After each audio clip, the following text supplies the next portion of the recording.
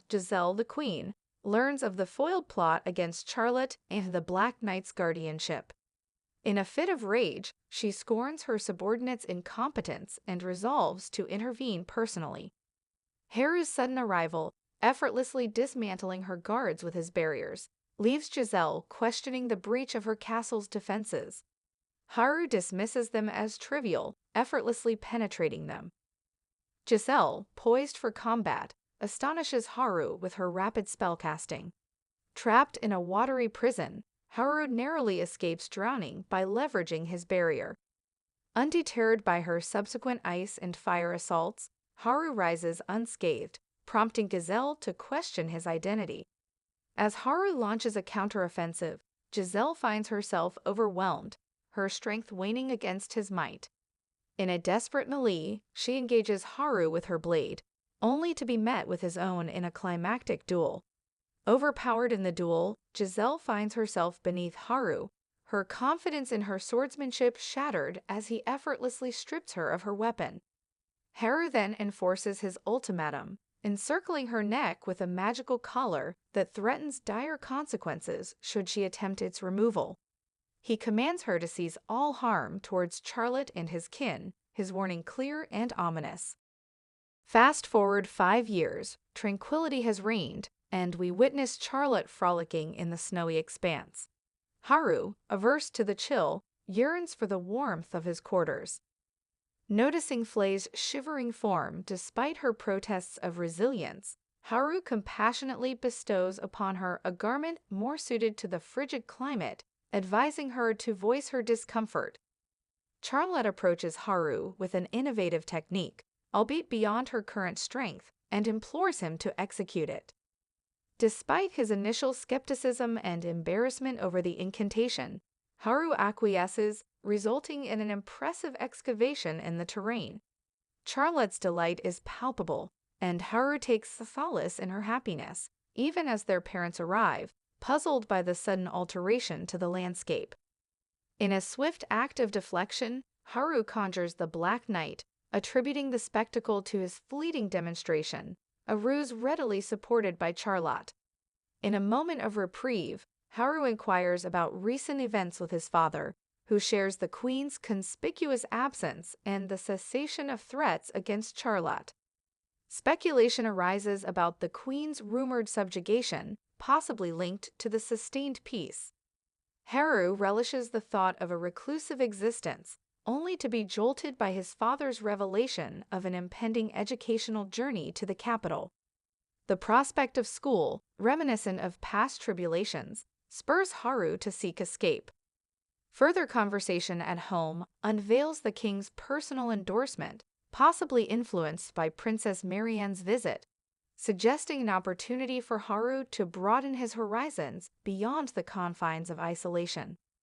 Haru, not wishing to burden his father, consented to the journey. His father suggested he select a companion for the trip to the capital, but Flare was deemed too disruptive for such a role. Haru's mother offered herself as a chaperone, but Haru dismissed the idea, not wanting to be the only one escorted by his mother. He was given a 3-month deadline to find a suitable attendant. Retreating to his sanctuary, Haru mulled over an escape plan. He confided in his doppelganger, who shared Haru's hermetic aspirations and initially balked at the idea of leaving. Haru proposed a scheme for the clone to be expelled from the academy due to a feigned lack of magical aptitude, thus sparing his father any complications. The clone hesitated, fearing retribution, but Haru assured him of protective barriers.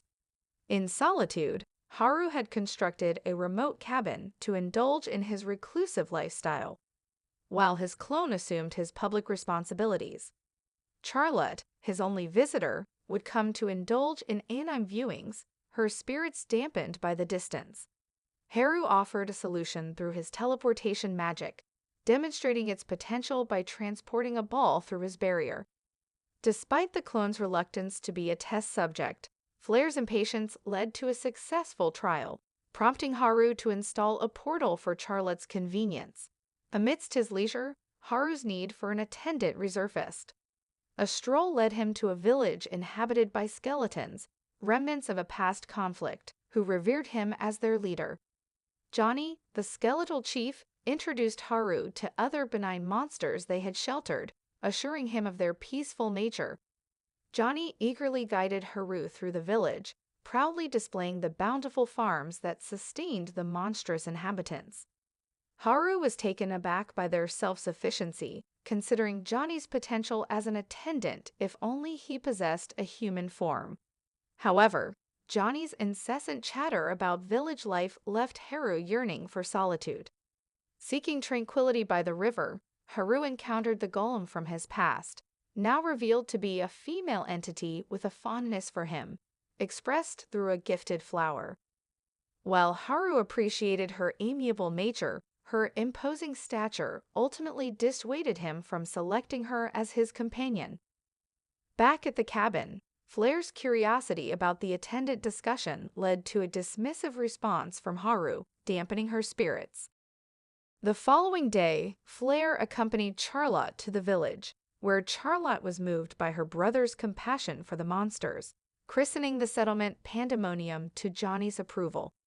Elsewhere, in the frigid expanse of the frozen mountains, adventurers pursued a blizzard dragon, wounding it severely.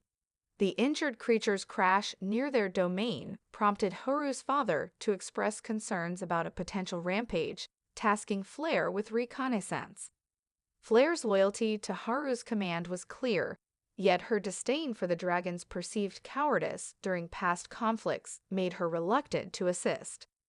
Charlotte's empathetic plea for the dragon swayed Flair's resolve, leading them to the mountains. Upon locating the ailing dragon, Haru and Flair intervened just as the adventurers closed in. Flair's fiery wrath was curbed by Haru's timely protection, grounding the assailants. Haru's attempt at dialogue was snubbed by the dragon, which instead questioned Flair's allegiance to a human, revealing the complexities of their interspecies alliance. Flair spent a lengthy hour recounting her tale, leaving the dragon astonished to learn of Haru's true identity as the reborn sovereign of demons. Haru himself was taken aback that Flair had retained such details of his past. The dragon expressed regret for her absence in the ancient conflict, preferring a pacifist existence over the centuries, secluded in the mountains' serenity. Haru's curiosity was piqued by her hermitic lifestyle, which she detailed as days filled with slumber and the occasional reading of a lone book left by an adventurer. Her literary passion grew, leading her to assume human guise for clandestine library raids, until her secret was unveiled, resulting in the loss of her cherished collection. Moved by her plight, Flair extended an invitation to join their village, an offer the dragon accepted with joy, acknowledging Haru as her liege. Upon her transformation into human form, Haru provided her with suitable attire and introduced himself unmasked. Lacking a name, he christened her Eliza, a name she embraced with delight. Flair's interjection served as a reminder of her precedence as Haru's inaugural servant. Eliza's ability to take flight alongside Haru sparked envy in Flair, who struggled to match their pace.